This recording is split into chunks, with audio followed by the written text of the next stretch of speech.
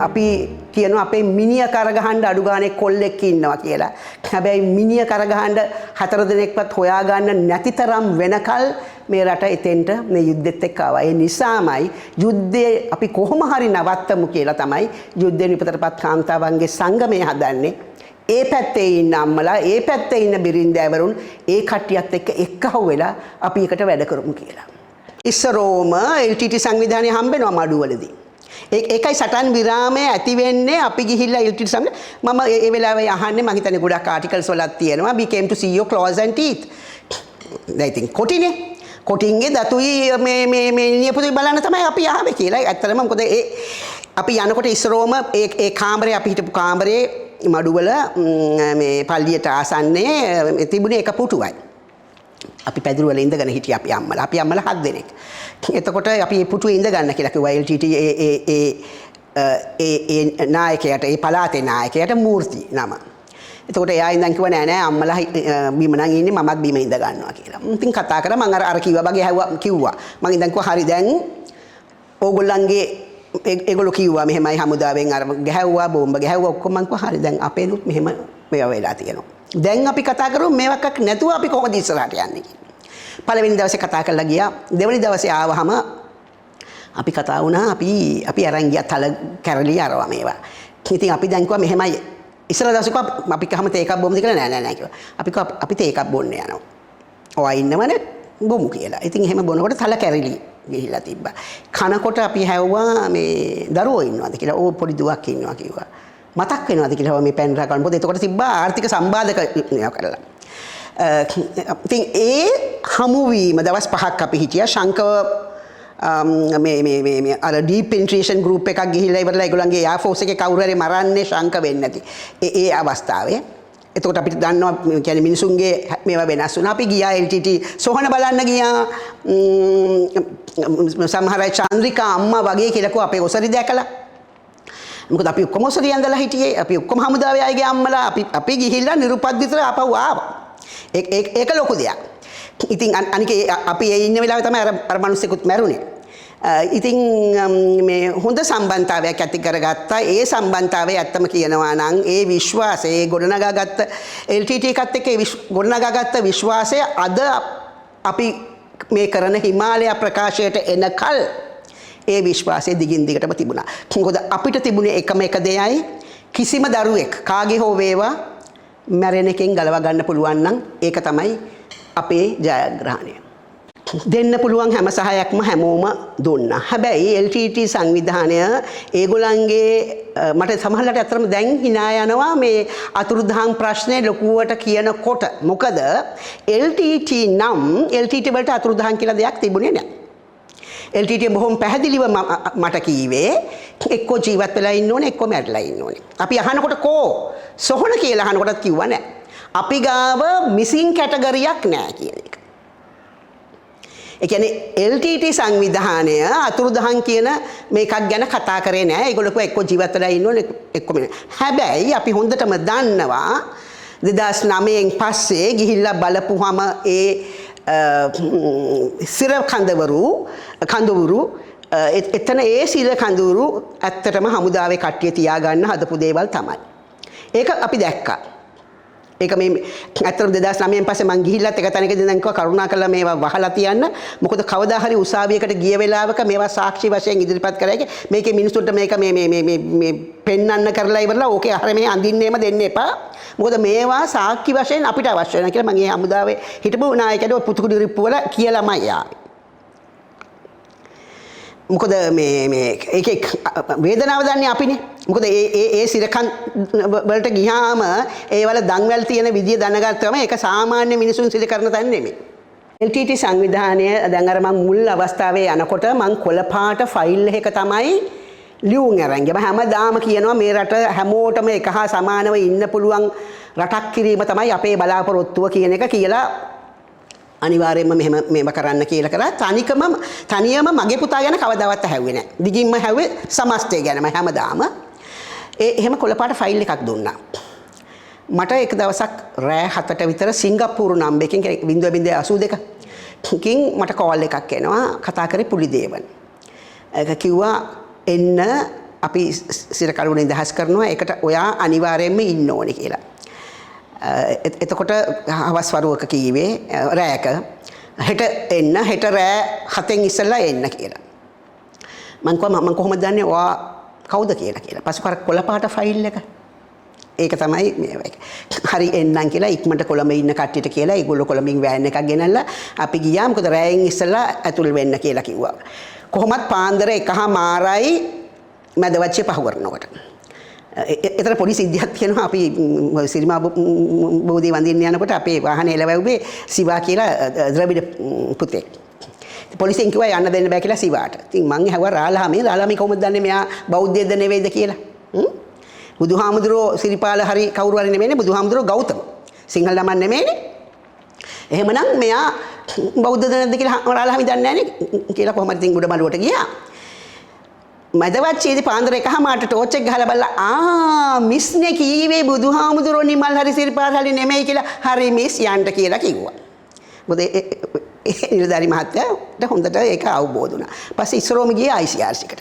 කිව්වා මෙහෙමයි අපි ක්‍රොස් කරනවා මේ LTT එකෙන් එන්න කියලා තියෙනවා. ඕගොල්ලන්ට කියලා යන්න ආවි කියලා. පාන්දර දොරට ගහලා ඉවරලා වවුනියාවි ඒගොල්ලන්ගේ ඔෆිස් එක තිබ්බේ. ඒකට ගිහිල්ලා කිව්වා මම මේ කට්ටියක් එක්ක යනවා මගේ වගකීම. එදා අම්මයි තාත්තලා දෙන්නෙකුත් ගියා. ඉතින් මේ ක්‍රොස් කරනවා කියලා. ඉතින් අපි යනකොට ආමිකෙන් අපිට කිව්වා මෙහෙමයි ඒගොල්ලෝ එන්න කිව්වට මිනිස්සයා පේනකල් ඉන්න. මොකද දෙපැත්තම එළියට බහැලා තියෙන්නේ. මිස් වැරදුනොත් එහෙම වෙඩි තියෙනවා. ඉතින් ඒ හින්දා ඉන්න මිනිස්සයා පේනකල් කියලා. ඉතින් අපි එතන ඉඳගෙන ඇත්තට මේ පුතාලා ඔය උණ බට වලින් හදපු මේවා වල තමයි බුදියා ගන්න. මම හිතුවා මොනවද පුතාලා කරන්නේ කියලා. මම කඩු ගන්නේ පාඩම් කරන්න. මොකද ඔයගොල්ලන්ගේ කාලය නේද කියලා. පිරිමිනාය කුලම් වලින් තමයි අපි ඇතුල් වෙන්නේ. ඇතුල් වෙලා මඩුපල්ලි තමයි එක්ක යන්නේ. ඉතින් LTT පැත්තට ගිය ගමන් ඉක්මනට ඇවිල්ලා එක් කරගෙන ගිහිල්ලා මඩුපල්ලියේදී අපිට දුන්නා. එදා මට හොඳයි මම කවදාවත් කාලා නැහැ පිට්ටුත් එක්ක පොල් කිරි මී පැණි අපිට උදේට කන්න දුන්නා. දීලා ඉවරලා අපිව ඒ පැත්තෙන් එක් කරගෙන ගියා. කොහොම හරි සෑහෙන වෙලාවක් එක් කරගෙන ගිහිල්ලා ඉවර වෙලා මම හිතන්නේ ගොඩක් මාධ්‍යයෙන් ඇවිල්ලා හිටියා. ලොකු උත්සවයක් තිබුණා. හැබැයි ඒ උත්සවයේ ඉන්න හැමෝටම කියලා තිබුණා වැදගත් කණ්ඩායමක් එනවා කියලා. අපි නෑවා නාලා ඇඳුම් මාරු කරන තමයි රැස්වීමට ගියේ. ඉතින් ඒ පිළිගැනීම LTT සංවිධානය අපිට එදා දුන්නා. අපි කිව්වා අපි නාන්න ඕනේ මේ ඔක්කොම දුවිලි සම්පූර්ණයෙන්ම. මොකද ඒ පාරවල් එහෙම තිබුණේ නෑනේ. මේ ඇලවල වලට බහැලා තමයි පාර මේවා කරේ. ඒ පැත්තෙන් ඇත්තටම මේ එක් කරගෙන යනකොටත් මූර්ති තමයි එක් කරගෙන ගියේ. මොකද එතත් මූර්තිගේ සම්බන්ධකමක් හම්බුණානේ. මූර්ති එක් කරන යන ගමන් මන්නාරමට කිට්ටු වෙනකොට මං කිව්වා මන්නාරම ළඟට නේද ආවේ කියලා. නෑ කිව්වා. මං කිව්වා නෑ එකක් මට ටවර් එක පේනවා අපේ කැම්ප් එකේ. අනික මුහුදු සුවඳ එනවා කියලා. ඒකල එතන පළවෙනි වතාවටම A9 එකට දානකොට මං කිව්වා එහෙනම් A9 ඇවිල්ලා නේද කියලා. අර හන්දිය කෙලින් පාර ආව වෙනවනේ. කළා කිල්නොච්චියට පළවෙනිම වතාවට ඇවිල්ලා මේ ඒ රැස්වීම තිබ්බා. ඉතින් ඒකෙදි තමිල් ෂෙල්ඩම් කියපු එක කතාවක් මට තාමත් මතකයි. ඉඳන් කිව්වා ඔයගොල්ලෝ හමුදාවල මේ වැලිකැටවල මේවා වෙන්නේ කිසිම තේරුමක් තියෙනවද ඒ වගේ නිකන් ලේ වගුරන්න කියන කතාව ඒක කිව්වා. ඒ එක්කම පින්තූර ගත්තා. ඉතින් ඒතකොට නානායක්කාර මහත්තයා හැමත් ගිහිල්ලා හිටියා. ඉතින් ෆොටෝ ගන්නකොට ළඟට ගියා. මම හිටියේ ටිකක් ඈතින්. ඉතින් මං කිව්වා නෑ මගේ මහත්තයත් එක්කම නම් මම පොරාල්ලා ෆොටෝ ගන්නවා. ඉතින් වෙන කෙනෙක් එක්ක මට එහෙම ගන්න එහෙම අවස්ථාවක් නෑ කියලා. හැබැයි විනාඩි 10කට 15කට පස්සේ ආයෙ සැරයක් ඔක්කොමලා හෙට මෙට වෙනකොට තමිල් ෂෙල්ඩම් ආපහු ආවා. ඒ ආවේ විසාකා අම්මත් එක්ක ෆොටෝ එකක් ගන්න. ඉතින් මේ ඒ පිළිගැනීම තිබුණා ඒ අවස්ථාවේ. එතකොට තමයි පළමුවෙන් නිදහස් කරේ. ඉතින් වැඩ කටයුතු එහෙම කරගෙන ගියා. ලංකාවේ යුද්ධය කරේ දෙපැත්තයි. ඒක ශ්‍රී ලංකා ආණ්ඩුව සහ LTT සංවිධානය. එතකොට ශ්‍රී ලංකා ආණ්ඩුවට අවශ්‍ය ආකාරයට තමයි ශ්‍රී ලංකා සමස්ත හමුදා යුද නාවික සහ ගුවන් ඒකම් පොලිසිය හැසිරෙන්නේ. ඒක වෙනම කොටසක් නෙමෙයි බංග්ලා මේ පාකිස්තානයේ නෙමෙයි. ඒ නිසාම අපේ හමුදාව බොහොම පැහැදිලිවම ඒ නිසාම ආණ්ඩුව කියන දේ අහන්නේ. ඒ නිසාම තමයි කියන්නේ යම් කිසි වැරදක් තියෙනවා නම් ඒක හමුදාවට අනදුන්න දේශපාලන නායකත්වය තමයි හිර කරන්න තියෙන්නේ. මොනවා හරි වැරද්දක් කරලා තියෙනවා. හමුදාව අත්නෝමතික තීරණ ගත්තේ නැහැ. ඒක අනිවාර්යයෙන්ම පැහැදිලිවම කියන්න ඕන දෙයක්. ඒකයි අපි කියන්නේ chain of command responsibility වගකීම අනිවාර්යෙන්ම දේශපාලන නායකත්වය ගන්න ඕනේ. මෙහෙමයි මහින්ද රාජපක්ෂ මහත්තයා ජනාධිපති වුණාන් පස්සේ අපිට ඇත්තටම ප්‍රසිද්ධියේ අපේ දුක කියලා අඬන්න අවස්ථාවක් ලබා දුන්නේ නැහැ. බොහොම පැහැදිලිවම ඒක තියෙනවා. එතුමා ඒක සම්පූර්ණයෙන් වෙනස් කරා. අපි සම්බන්ධ වෙලා හදපු රණවිරු සේවා අධිකාරියත් සම්පූර්ණයෙන් වෙනස් වුණා. රටින් පැනලා ගිය ලලිත් කවුරු හරි කියලා මහත්තයෙක් ගෝඨාභයත් එක්කම පැනලා ගිය කවුරු හරි දාලා තිබුණා. රණවිරු සේවා අධිකාරියට. ඉතින් ඒ අම්මලා බය වුණා. පඩිය හම්බෙන්නේ නැති වෙයි කියලා බය වුණා. හැබැයි දුක හැමදාමත් තාමත් තියෙනවා. තාමත් බලාපොරොත්තුව තියෙනවා. ඉතින් මම මේ කතා කරන්නේ වෙන කවුරුත් ගැන නෙවෙයි මම මේ කතා කරන්නේ රණවිරුව ගැන. අපේ රටේ දේශපාලඥයෝ රණවිරුව පාවිච්චි කරා තමාගේ දේශපාලන වාසියට. බංකොලොත් වෙනකල් ගෙනියුවේ එහෙම තමයි. රණබිමේ සටන් නොකරපු කට්ටියට රණවිරුවෝ වෙනවා. රණබිමෙන් පැනලා ගිය කට්ටිය රණවිරුවෝ වෙනවා. එහෙම රටක් තමයි මේක. අද ගියොත් ඇමරිකානු පාර්ලිමේන්තුවේ කොඩි දෙකක් ලෙල දෙනවා. එකක් ජාතික දජය අනික අතුරුදහන් වූ රණවිරුවන්ගේ දජය. ඉතින් ලොකු වෙනසක් තියෙනවා. ඒ රටවල් වල හමුදාවේ ඉන්නවා නම් වෙනවන ඕනේ නැහැ ඉන්දියාවේ. මේක ආණ්ඩුව පමණක් නෙමෙයි. මේකේ මිනිස්සු රට යුද්ධ කරන්න පුළුවන් මානසිකත්වයක් තියෙන එහෙම මිනිස්සු ඉන්න රටක් නෙමෙයි මේක. ඒක තමයි ඇත්ත. එහෙම කැක්කුමක් රට වෙනුවෙන් කැක්කුමක් තියෙන්නේ ආගම රට එන්නේ තුන් මිනිස්සෙක් පල්ලෙහා දාන්න මිසක්කා ඇත්තටම තමුන්ගේ රටට තමුන්ගේ ආගමට එහෙම ලැබිකමක් මේකේ නැහැ. ඒක තමයි ඇත්ත. මට අවුරුදු 67යි ඒ හින්දා මම දන්නවා මේකේ මිනිස්සු කොහොමද හැසිරෙන්නේ කියලා. කොයි හැම එකනම හැබැයි අනික සිංහල විතරක් නෙවෙයි. මේකේ ඉන්න දෙමළ මිනිස්සුයි මේකේ ඉන්න මුස්ලිම් මිනිස්සුත් ඒ හා සමානව ওই විදිහට තමයි හැසිරෙන්නේ. හැමෝම LTT යුද්ධ කරන කල් බලාන හිටියා ඩයස්පෝරාව ඇවිල්ලා ලොකු තනතුරු ගන්නම් කියලා. අරුම් මරුණන් පස්සේ.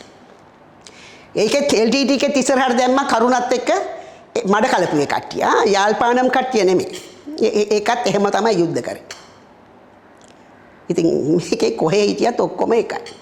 යුද්ධ කරේ අපේ රටේ ළමයි. කාගේ හරි දරුවෝ.